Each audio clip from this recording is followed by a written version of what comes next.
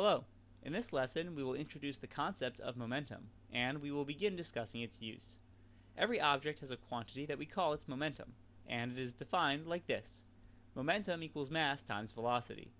Usually we actually will write this way, where p stands for momentum. Momentum is a vector in the same way that velocity is a vector.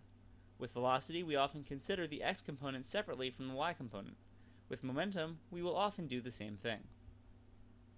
To begin showing how the momentum quantity is useful, let's think about an example. When a car maker designs a new car, they put it through crash tests to determine how safe the car is in the event of a crash.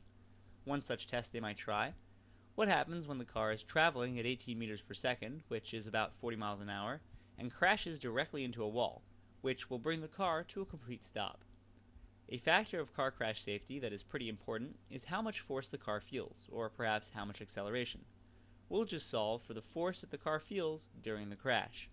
So the way to start analyzing this problem is to calculate how much the momentum of the car changes from before the crash until after it. The momentum of the car starts at its mass of 500 kilograms times its velocity of 18 meters per second. That equals 9,000 kilogram meter per second. That, by the way, is the unit of momentum. There is no fancy name for the unit of momentum that is generally used. After the crash, the velocity is 0, so the momentum is 0. As usual, to find the change in momentum, we subtract the final momentum by the initial momentum. In this case, that will simply equal 9,000 kilogram meter per second. Now, I should point out that the difference in momentum does have a fancy name, which you might hear sometimes. It is called the impulse. So we could also say that the impulse of the collision is 9,000 kilogram meter per second. Now, this number by itself doesn't tell us everything we want to know, so let's take things a step further. So far we have this equation, which says that the change in momentum, or the impulse, equals the mass times the change in velocity. Now watch what happens if we divide both sides by some change in time. We have change in p divided by change in t equals the mass times the change in v divided by the change in t. Does delta v over delta t look familiar? It should. This is a formula for the acceleration over the period of time, delta t. So really we can write that delta p divided by delta t is mass times acceleration. And of course, mass times acceleration equals force.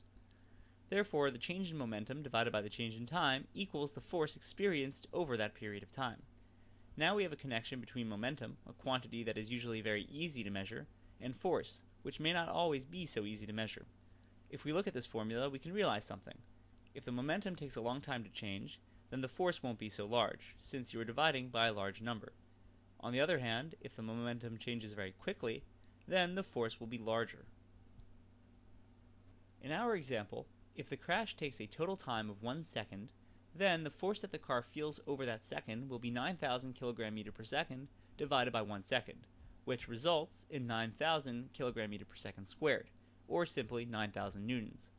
On the other hand, if the collision takes 1 millisecond, then we divide 9,000 kilogram meter per second by 1 millisecond, which results in a force of 9 million newtons.